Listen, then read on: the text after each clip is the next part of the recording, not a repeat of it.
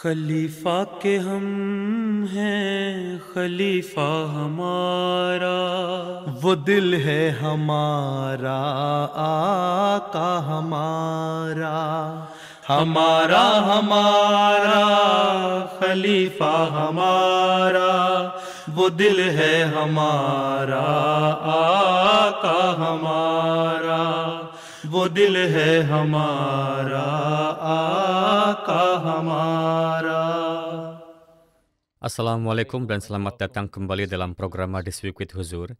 Kami merasa terhormat untuk mempersembahkan sorotan dari dua mulakat, satu dengan delegasi khuddam dari USA dan yang lainnya dengan para dosen dari Jamiah Ahmadiyah Jerman. Kami mulai dengan mulakat hari Sabtu, di mana Hadrat Khalifatul Masih Al-Khamis Ayyadahullahu Ta'ala Birrul Aziz dengan penuh kebaikan bertemu dengan para anggota khuddam dari Amerika. Pada akhir pekan, tanggal 13 dan 14 September, sekelompok khuddam dari Amerika Serikat dan delegasi dosen dari Jamiah Ahmadiyah Jerman mendapat kehormatan untuk mengadakan mulakat dengan Hadrat Khalifatul Masih Ayyadahullahu Ta'ala Birrul Aziz. Para khuddam dari Amerika Serikat telah melakukan perjalanan khusus untuk salat bermakmum kepada Hadrat Amirul Mukminin dan diberkati dengan mulakat yang berlangsung di Islamabad. Selama mulakat, para khuddam semuanya mendapat kesempatan untuk memperkenalkan diri mereka. Setelah itu, mereka dapat mengajukan pertanyaan tentang berbagai isu yang mempengaruhi kaum muda yang berkaitan dengan iman mereka dan isu-isu kontemporer. Pertanyaan saya adalah, terkadang di acara-acara jemaat kami mengundang tamu yang tidak mengadvokasi keadilan, kedamaian, atau kemanusiaan. Apa bimbingan Huzur dalam hal ini? Jazakallah. Jika Anda memiliki hubungan yang sangat dekat dengan orang-orang tersebut, Anda dapat memberitahu mereka bahwa praktik dan ajaran jemaat kami adalah membantu semua orang yang membutuhkan. Kami berusaha menegakkan perdamaian dan harmoni di masyarakat dan dunia. Dan oleh karena itu, ini bukan hanya slogan kami, tetapi kami ingin menerapkannya dalam hidup kami, dan kami ingin menegakkannya di dunia ini juga. Dan jika mereka mengatakan tidak, maka Anda tidak boleh mengundang mereka dalam acara-acara Anda. Kita tidak memerlukan bantuan duniawi dari orang-orang ini, oke? Jika Anda mengenal seseorang yang berbicara menentang umat Islam, yang tidak menghormati dan menghargai hak-hak orang, maka mereka tidak boleh diundang ke acara-acara kita. Anda dapat menginformasikan kepada pengatur acara, jika saya mengetahui ada seseorang yang tidak menegakkan perdamaian di masyarakat atau bahkan mengganggunya, maka saya biasanya meminta pengatur acara untuk tidak pernah mengundang mereka. Ada begitu banyak kesempatan di mana kita menarik kembali undangan kita.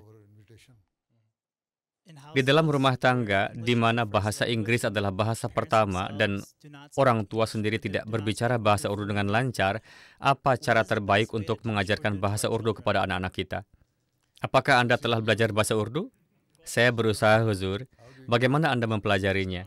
Hanya dengan belajar dari orang tua saya yang berbicara bahasa tersebut. Dari orang tua? Iya, Huzur.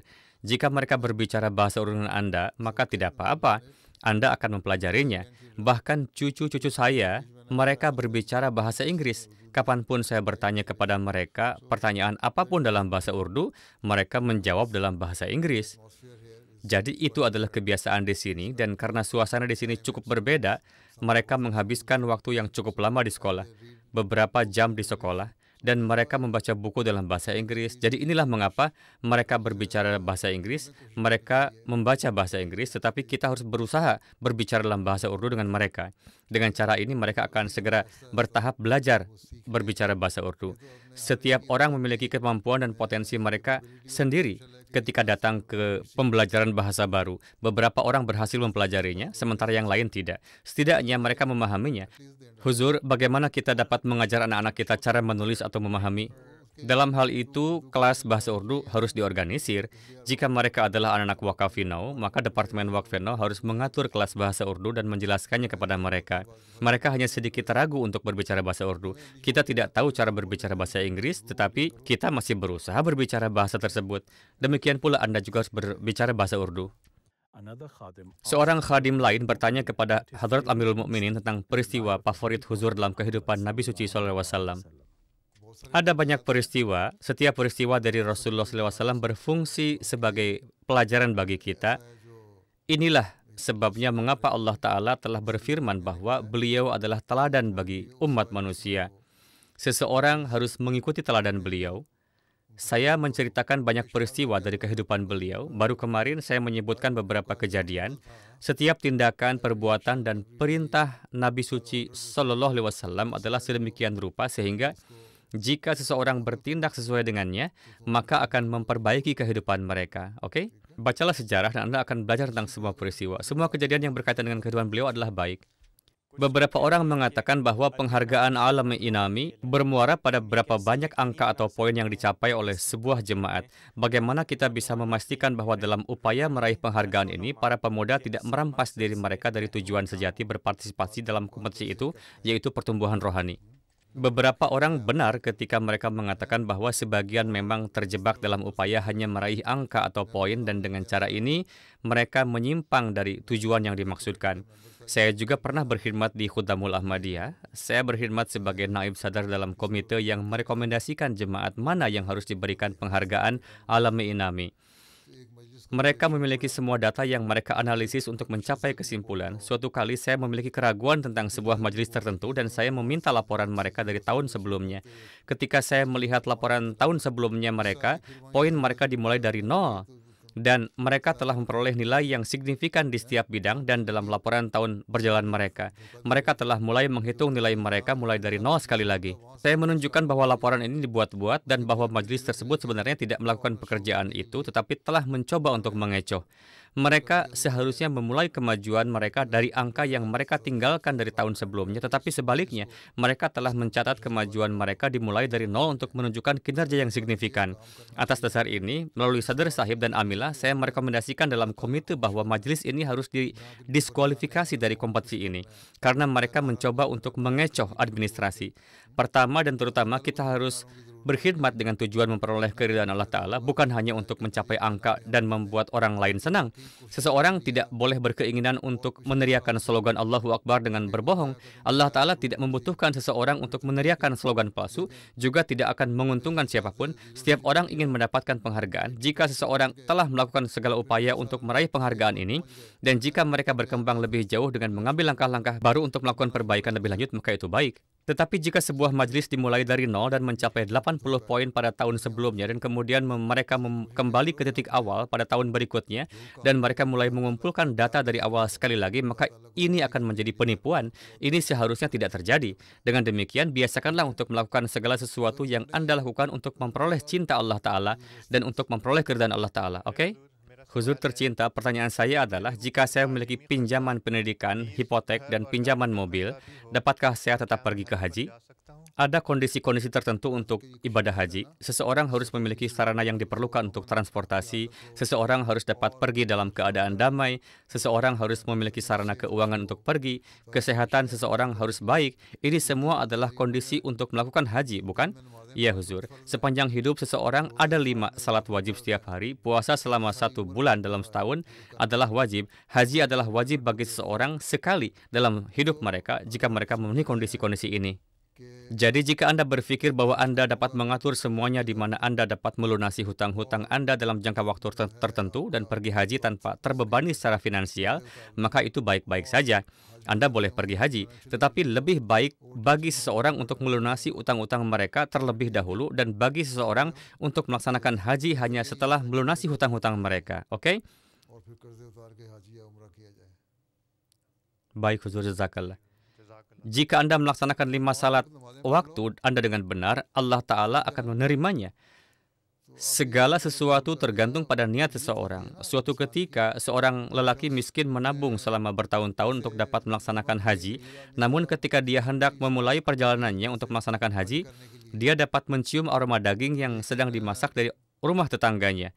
Dia menyuruh anaknya untuk pergi ke rumah mereka untuk membawa makanan untuk mereka karena mereka tidak makan daging selama berbulan-bulan atau bertahun-tahun. Jadi ketika anak itu pergi ke rumah mereka, tetangga itu menolak dan berkata bahwa daging ini tidak halal untuk kalian makan. Bagaimanapun juga, ayah tersebut kemudian pergi ke tetangganya dan dia bertanya bahwa jika Anda bisa memakan daging ini, mengapa kami tidak bisa memakannya? Tetangga itu menjelaskan bahwa alasannya adalah bahwa anak saya dan saya tidak makan apa-apa selama 7 hari. Saya keluar dan menemukan seekor keledai yang mati dan itulah daging yang saya bawa pulang. Hanya diperbolehkan memakan daging hewan yang mati jika seseorang menghadapi kelaparan atau berada di ambang kematian. Jadi itu diperbolehkan bagi saya tetapi tidak untuk Anda. Jadi, orang yang telah menabung uang untuk melaksanakan ibadah haji itu, dia sangat bersedih dan dia berpikir bahwa tetangganya hidup dalam keadaan kelaparan dan dia tidak pernah menanyakan tentang kesejahteraan tetangganya. Dia sendiri makan sesuatu dan dia bisa saja membaginya dengan tetangga. Bagaimanapun juga, dia memberikan semua uang yang telah dia tabung untuk melaksanakan ibadah haji kepada tetangganya dan berkata kepadanya untuk membuang makanan yang tidak suci ini dan membeli makanan segar dari pasar sehingga dia dan anak-anaknya dapat makan makanan segar. Saat itu Allah Ta'ala memberitahu seorang pria soleh di Mekah bahwa semua orang yang datang untuk melaksanakan ibadah haji mereka tidak diterima. Hanya haji satu orang itu yang diterima. Pria saleh itu pergi kepada orang tersebut dan bertanya apa yang telah dia lakukan. Dan dia menjelaskan bahwa saya telah menabung uang selama bertahun-tahun dan bahwa saya memberikan tabungannya kepada tetangga saya yang kelaparan dan sebagai hasilnya Allah Ta'ala menerima haji saya meskipun saya tidak secara fisik melaksanakan haji. Jika seseorang melakukan perbuatan yang saleh, jika seseorang merawat mereka yang membutuhkan, jika seseorang melaksanakan salat mereka dengan benar dan jika memiliki niat murni untuk bersedia melaksanakan ibadah haji, maka Allah Ta'ala akan memberikan taufik kepada seseorang untuk melaksanakan haji ketika waktunya tepat, tetapi dia dapat menerima haji seseorang bahkan sebelum itu. Allah Ta'ala menerima haji seseorang yang belum secara fisik melaksanakan haji jika niat seseorang murni. Seseorang harus memiliki niat yang baik, oke? Baik, Huzur, jazakallah. Huzur, ketika tiba waktunya untuk menentukan anggaran, beberapa khudam merasa tersinggung dan mengatakan kepada pengurus mal atau kaid bahwa ini adalah urusan pribadi mereka. Terkadang bahkan para pengurus akan mengatakan bahwa mereka tidak merasa pantas untuk menanyakan penghasilan orang. Mohon bimbingan Huzur. Justru karena alasan inilah, bahkan ketika menyangkut al-wasiat, formulir yang digunakan untuk meminta pernyataan penghasilan yang menjadi dasar candah wasiat dibayarkan. Pada masa Hadrat Khalifatul Masih yang keempat, bahwa beberapa orang tidak ingin menyatakan hal ini. Jadi, Huzur keempat mengatakan bahwa harapan dari mereka yang telah melakukan wasiat adalah bahwa mereka akan bertindak dengan kebenaran. Maka mereka dapat dengan sederhana menyatakan bahwa candah yang telah mereka bayarkan sesuai dengan penghasilan mereka. Jadi bahkan jika seseorang tidak menyatakan penghasilan mereka tetapi mengatakan bahwa candah yang mereka bayarkan sesuai dengan penghasilan mereka, atau mereka hanya mengatakan bahwa inilah semua yang dapat mereka berikan, maka itu baik-baik saja. Kalian harus menerimanya dari mereka. Tidak perlu lagi menyelidiki dan mengajukan pertanyaan tentang penghasilan mereka. Kalian dapat membiarkan mereka sendiri. Bagaimanapun juga akhir-akhir ini, undang-undang GDPR yang baru telah ditetapkan di mana-mana di dunia yang berarti bahwa jika kalian mengumpulkan informasi dari seseorang dan entah bagaimana informasi tersebut bocor, maka mereka dapat membuat kasus terhadap jemaat. Itulah mengapa yang terbaik adalah mengumpulkan hanya informasi yang diberikan seseorang dan memberikan pernyataan untuk itu, oke? Sisanya tergantung pada standar kesalehan seseorang yang merupakan urusan antara mereka dan Allah Ta'ala. Kalian memang dapat mengatakan kepada mereka bahwa candah keuangan yang mereka tawarkan adalah demi Allah, dan jadi mereka harus mengungkapkan penghasilan mereka jika mereka bisa. Jika tidak, maka mereka harus menulis bahwa candah yang mereka tawarkan sesuai dengan penghasilan mereka, atau mereka dapat menulis bahwa inilah semua candah yang mereka tawarkan, dan tidak dapat memberikan apa-apa lagi, terlepas dari penghasilan mereka. Oke, baik Huzur, jazakallah. Huzur, pertanyaan saya adalah apa periode paling sulit dalam masa kekhalifahan Huzur dan bagaimana Allah Ta'ala memberikan pertolongan khususnya?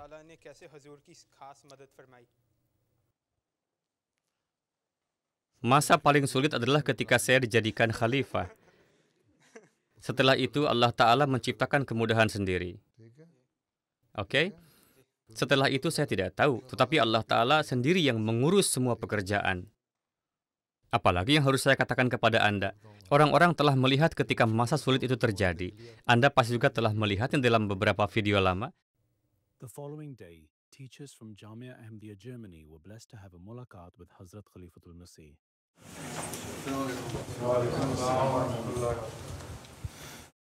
Pertemuan dimulai dengan doa. Setelah itu, Huzur berbicara kepada semua dosen. Huzur, saya mengajar ilmu kalam untuk siswa tahun ke-5, ke-6, dan ke-7. Apakah Anda secara formal mempersiapkan kuliah Anda? Iya, Huzur. Apakah Anda juga berdoa untuk siswa-siswa Anda? Iya, Huzur. Saya berusaha sebaik mungkin untuk melakukannya.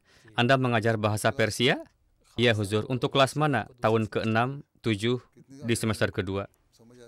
Berapa banyak bahasa Persia yang mereka pelajari? Apakah mereka mampu memahaminya? Tujuannya adalah agar mereka dapat membaca dan memahami syair-syair Persia dari Hadrat Masih Maud alaihi salam. Mereka harus mampu memahami semua puisi Hadrat Masih Maud alaihi salam. Jamiah setidaknya harus mengajar mereka sebanyak itu. Mereka harus mengetahui makna dan penjelasan dari semua syair Persia Hadrat Masih Maud alaihi salam. Itu sudah cukup. Anda dapat mengesampingkan keilmuan Anda sendiri. Cukup fokus untuk mengajarkan kalam-kalam tersebut. Selama mulakat, Hadrat Khalifatul Masih menasihati para dosen tentang pentingnya salat. Berapa banyak anggota staf yang Anda miliki? Kami berjumlah 16. Ada 17 secara total. 1 tidak dapat hadir. 16 hadir di sini. Apakah Anda semua melaksanakan salat nafal 2 rakaat untuk mahasiswa Anda? Jika Anda semua mulai melaksanakan salat nafal 2 rakaat, itu berarti 4 sujud. Berapa total sujud yang dihasilkan? 64. Dan Anda memiliki 85 siswa. Ya, Huzur. Jika satu sujud dipersembahkan untuk kira-kira setiap 1/4 siswa, maka kondisi para siswa dapat meningkat dengan sangat baik hingga mencapai standar sebagaimana mestinya. Anda harus berdoa agar mereka tidak hanya meningkat secara akademis, tapi juga secara rohani. Amalan para dosen dan prinsipal yang mendahului Anda, yakni Tuan Malik Saifur Rahman Sahib, Mir Mahmud Sahib, dan lainnya menunjukkan bahwa mereka biasa melaksanakan salat nafal 2 rakaat setiap hari untuk para mahasiswa mereka. Baik, Huzur. Anda juga harus menanamkan kebiasaan ini. Anda harus menanyakan dan mengingatkan tentang hal ini dalam rapat staf Anda. Anda tidak perlu meminta pertanggungjawaban siapapun, melainkan ingatkan mereka tentang hal itu. Penekanan yang lebih besar harus diberikan pada doa. Selain itu, para siswa di sini terbiasa dengan metode pengajaran di negara-negara ini. Dengan demikian, pengajaran Anda di jamiah tidak boleh terbatas pada metode dari Pakistan seperti menghafal, melainkan Anda harus membawa teknik-teknik baru dalam menjelaskan kepada mereka.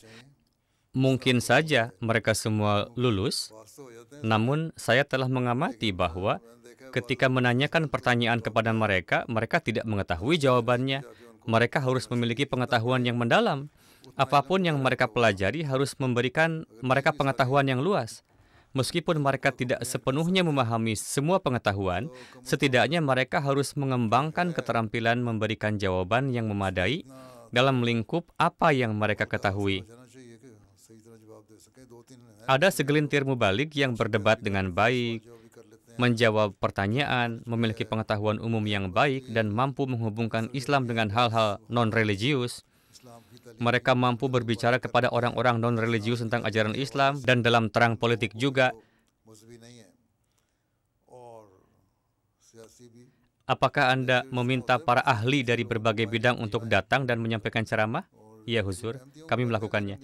Apakah Anda hanya mengundang Ahmadi atau Anda juga mengundang yang lain? Sejauh ini kami hanya mengundang Ahmadi, Huzur. Anda dapat mengundang para ahli non-Ahmadi juga, ilmuwan, dokter, politisi, dan orang-orang lain yang memiliki pengetahuan luas di berbagai bidang. Melalui ceramah-ceramah ini, hal itu akan memperluas pikiran mereka. Namun, Anda juga harus berhati-hati untuk tidak menjadi terlalu condong ke arah urusan duniawi setelah mendengar apa yang mereka katakan. Mereka yang menyampaikan pidato juga harus mengajarkan para siswa bahwa mereka hidup dalam kenyamanan yang luar biasa di sini dengan banyak fasilitas. Di Pakistan, para mubalik yang tidak memiliki sumber penghasilan lain tidak tahu bagaimana mereka akan bertahan hidup, namun mereka tetap bekerja. Bahkan para dosen di jamiah di sana berjuang untuk memenuhi kebutuhan hidup, tetapi Anda hidup dengan nyaman di sini. Oleh karena itu, dalam bersyukur kepada Allah Ta'ala, Anda juga harus bekerja dengan lebih baik, mengatakan bahwa Anda telah mengajar selama 6 jam dan melaksanakan tugas selama 2 jam di malam hari dengan kelompok tutorial tidaklah cukup. Setidaknya, selain menghabiskan 2 hingga 4 jam mempersiapkan kuliah Anda, para dosen perlu menghabiskan 5 hingga 6 jam untuk belajar pribadi juga. Tanamkanlah kebiasaan ini agar Anda mengembangkan kapasitas untuk bekerja keras. Setelah mengajar selama 6 jam, Anda bebas dan kebanyakan dari Anda juga bebas selama periode liburan.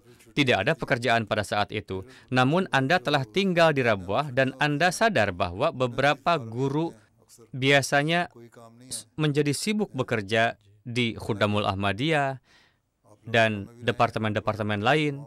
Memang tidak semua orang sibuk, tetapi banyak yang biasa melakukan pekerjaan tambahan di malam hari. Jika mereka tidak melakukannya, setidaknya mereka diperintahkan untuk melakukan pekerjaan tambahan. Di sini, Anda harus melakukan hal yang sama. Seperti yang saya sebutkan, menunjukkan rasa syukur mengharuskan Anda untuk mendedikasikan lebih banyak waktu dan merenungkan bagaimana membawa perbaikan. Bagaimana Anda dapat meningkatkan standar siswa? Bagaimana Anda dapat meningkatkan tidak hanya standar pengetahuan mereka, bahkan juga keadaan rohani dan moral mereka. Ini hanya dapat dicapai ketika seseorang memperbaiki kondisi diri mereka sendiri.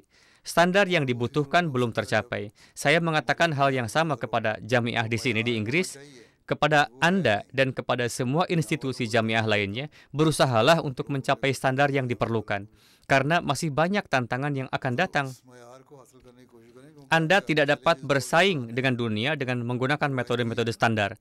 Anda harus mengeksplorasi jalan-jalan baru. Carilah jalan-jalan baru tersebut yang melaluinya Anda dapat memperbaiki kondisi diri Anda sendiri dan juga para mahasiswa Anda. Jika Anda ingin membawa revolusi di dunia, Anda harus terlebih dahulu mengembangkan rasa semangat yang mendalam dalam diri Anda sendiri, yang akan melahirkan generasi berikutnya dari individu-individu dengan tingkat semangat yang mendalam yang sama. Demikian pula Anda harus memberi tahu mereka tentang kode berpakaian mereka. Harus ada protokol yang lengkap. Mereka harus memahami tanggung jawab mereka, pekerjaan mereka, dan perbaikan keadaan fisik mereka juga harus baik. Ini adalah hal-hal mendasar yang harus ditanamkan dalam diri mereka selama di jamiah. Ketika mereka lulus, mereka harus seperti permata yang telah diasah dengan sempurna, sehingga ketika mereka terjun ke lapangan, Pak Amir Sahib maupun misionari yang bertanggung jawab atau masyarakat tidak memiliki keluhan atau menyimpan keluh kesah. Mereka telah menghabiskan 7 tahun di jamiah. Mereka harus memiliki kompetensi sedemikian rupa sehingga mereka bekerja keras dimanapun mereka pergi atau ditempatkan. Jadi semua tanggung jawab telah dibebankan kepada Anda untuk menjadi pengrajin yang mengasah mereka seolah-olah dan mempersembahkan individu-individu seperti itu kepada jemaat yang bermanfaat bagi mereka. Insya Allah. Hanya mengatakan bahwa saya telah mengajar 2 atau 4 periode misalnya, atau tingkat 5 dan 4, dan saya telah mengajar mumahidah dan ula, dan saya mengajar bahasa Arab, setelah itu saya pulang ke rumah dan tidur. Ini bukan pencapaian. Evaluasi diri Anda dan lihatlah bahwa selain menyiapkan kuliah, berapa jam Anda telah belajar. Anda semua adalah orang-orang yang berpengetahuan, dan Anda harus tenggelam dalam studi Anda seperti kutu buku.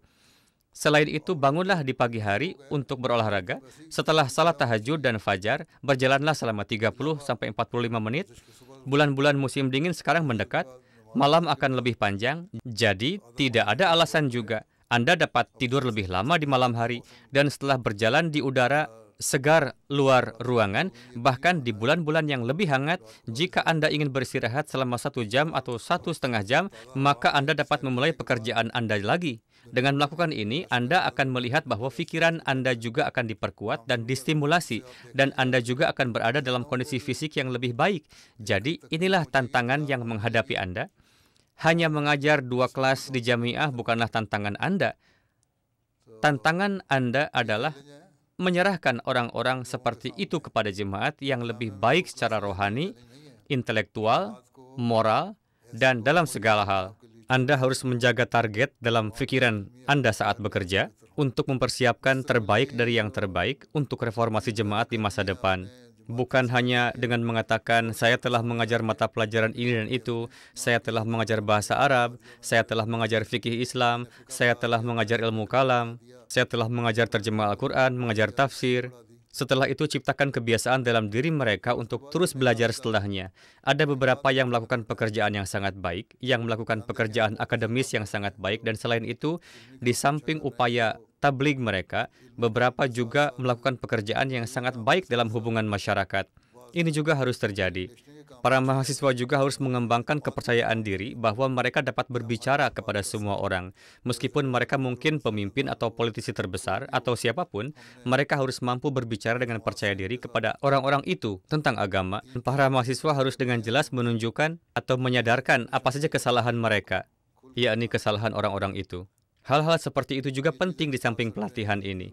Bagi para dosen, pada waktu-waktu yang berbeda selama kuliah mereka, muncul kesempatan ketika beberapa sudut pandang bimbingan dapat diberikan kepada mereka.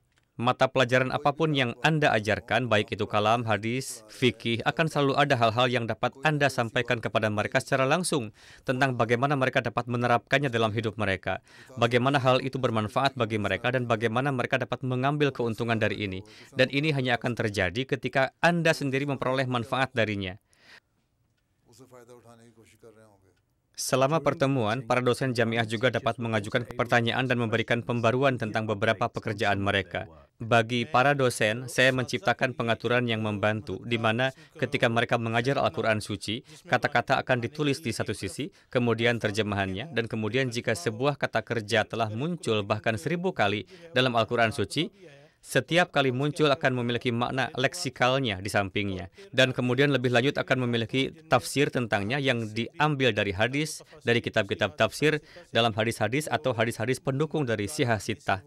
Dan juga tafsir Hadrat Masih Maud alaihissalam, tafsir kabir, dan catatan-catatan dari tafsir-tafsir non-Ahmadi juga akan disertakan. Dan jika sesuatu muncul dalam Alkitab atau perjanjian baru, maka saya juga menambahkannya.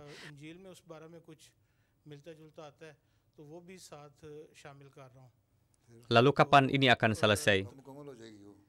Huzur, saya telah menyelesaikan 5 bagian dengan karunia Allah Ta'ala. Misri Incharge Sahib dapatkan bantuan dari salah seorang mubalig, siapkan beberapa literatur tentang tuduhan-tuduhan dari non-Ahmadi. Tidak banyak yang tersisa dari agama-agama lain. Orang-orang tidak memiliki banyak minat pada kekristenan atau sangat sedikit yang tersisa. Namun dengan Muslim non-Ahmadi, apakah itu tentang Khatamun Nabiyyin, apakah Nabi Isa masih hidup atau tidak, 2 atau 3 tuduhan lainnya, dimanapun mereka berada, setelah menemukan berbagai rujukan, ini harus ada pada semua mubalig dalam bentuk buku saku. Anda harus menyediakan konten ini. Anda berpengalaman setelah bertugas di Departemen Publikasi. Iya, Huzur. Ini telah disiapkan dalam bahasa Jerman tentang 8 tuduhan berbeda dan jawaban-jawabannya. Perhatikan juga apakah para mubalig Anda membaca ini atau tidak, atau apakah mereka hanya meletakkannya di rak mereka. Iya, Huzur. Silahkan evaluasi. Dan mengenai keberatan-keberatan baru yang muncul, pada dasarnya mereka adalah keberatan-keberatan yang sama, dan beberapa orang mencoba menciptakan sudut pandang baru darinya, tetapi sama sekali tidak ada yang baru di dalamnya. Meskipun demikian, jawaban-jawaban untuk keberatan tersebut juga harus disertakan di dalamnya. Baik, Huzur, insya-Allah. Latih para mubalig Anda dengan cara ini. Selama mulakat, Hadrat Amirul Mukminin menasihati seorang mubalig yang menangani masalah-masalah qadha. Kaum muda khususnya cenderung memiliki lebih banyak masalah rumah tangga. Mereka tidak puas, kadang mengembalikan mahar kepada sebagian orang dan sebagian tidak mendapatkannya. Untuk sebagian orang perhiasan mereka dikembalikan, sebagian dinyatakan sebagai hadiah. Semua instruksi dari para khalifah ini dan khususnya dari Hadrat Khalifatul Masih yang kedua radhiyallahu anhu dan beberapa keputusan mereka, apakah Anda sudah membaca semuanya? Ya, Huzur, saya telah membaca beberapa bagian yang terpilih, hanya membaca bagian-bagian yang terpilih. Anda baca semuanya. Baik, Huzur. Anda tidak bisa sedemikian sibuk sehingga tidak punya waktu untuk membacanya. Analisis hari Anda secara keseluruhan, Anda akan menemukan bahwa tidak ada satu orang pun yang bekerja 14 jam. 6 jam sudah cukup untuk tidur, 3 jam sudah cukup untuk makan dan minum, menghabiskan waktu dengan anggota keluarga, dan lain-lain sebagainya. Tambahkan 2 jam lagi untuk ini, oke? Baik, Huzur. 6 ditambah 5 adalah 11. Itu berarti Anda memiliki 13 jam tersisa yang harus Anda manfaatkan dengan benar. Anda juga harus menanamkan kebiasaan ini pada para mahasiswa Anda untuk menggunakan 13 jam ini. Mahasiswa-mahasiswa yang mengambil spesialisasi, mereka yang melakukan penelitian, dan yang lain juga, mahasiswa Rusia dan Amerika yang berada di dekat sini, sebenarnya ada lebih banyak mahasiswa Rusia. Mereka belajar 13 hingga 14 jam, sementara orang Amerika belajar selama 11 sampai 12 jam. Jadi Anda harus menanamkan kebiasaan ini pada mahasiswa Anda. Ini hanya akan terjadi ketika Anda sendiri mengamalkannya.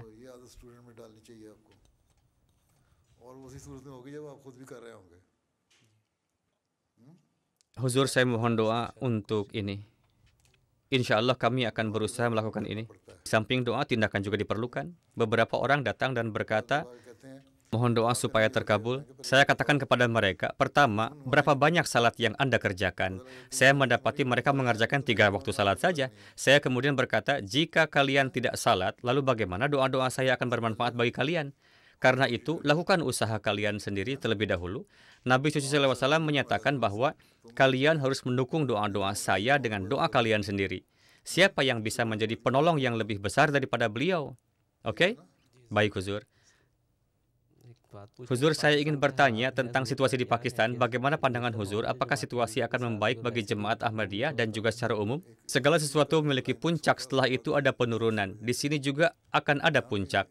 Hanya Allah yang tahu kapan itu akan terjadi. Oke? Situasi di Pakistan tidak sama dengan situasi orang Palestina, iya kan? Sebenarnya, atas karunia Allah Ta'ala, baru-baru ini ada beberapa langkah menuju perbaikan. Ada beberapa pejabat dari pemerintah juga yang hatinya sedang dilunakkan oleh Allah Ta'ala. Karena itu, kadang-kadang kita juga melihat beberapa hasil yang membaik juga. Tentu saja, gerakan labaik juga terus beroperasi. Mereka akan mencapai puncak mereka dan kemudian menurun, insya Allah. Berharaplah, berdoalah. Orang-orang Pakistan juga harus meningkatkan standar doa-doa mereka. Oke? Hanya dengan begitulah perbaikan ini akan terjadi.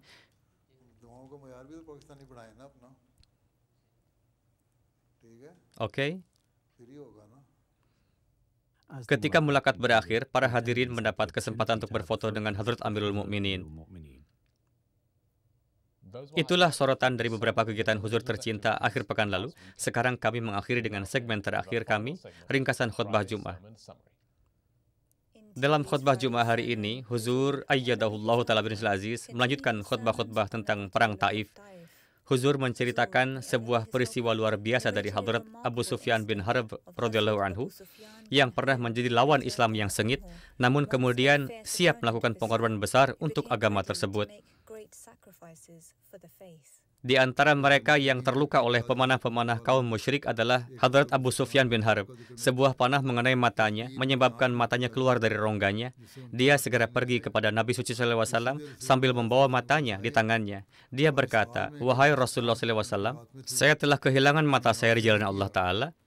Nabi Suci SAW menjawab, "Jika kamu menginginkannya, aku dapat berdoa, dan matamu akan sembuh seperti keadaan semula. Jika tidak, maka kamu akan menerima surga sebagai gantinya." Dalam satu riwayat, beliau SAW bersabda, "Jika kamu meninggalkan ain atau matamu, kamu akan memperoleh ain atau mata air rahmat di surga." Dalam bahasa Arab, kata ain berarti mata dan juga berarti mata air. Abu Sufyan menjawab, "Surga lebih berharga bagiku." Dan setelah mengucapkan kata-kata ini, dia membuang matanya. Inilah Abu Sufyan yang sama, yang hingga penaklukan Mekah merupakan lawan Islam yang gigih. Dia adalah panglima tentara orang-orang kafir dalam perang Uhud. Namun, setelah menerima Islam, dia berada di garis depan dalam mempersembahkan pengorbanan-pengorbanan.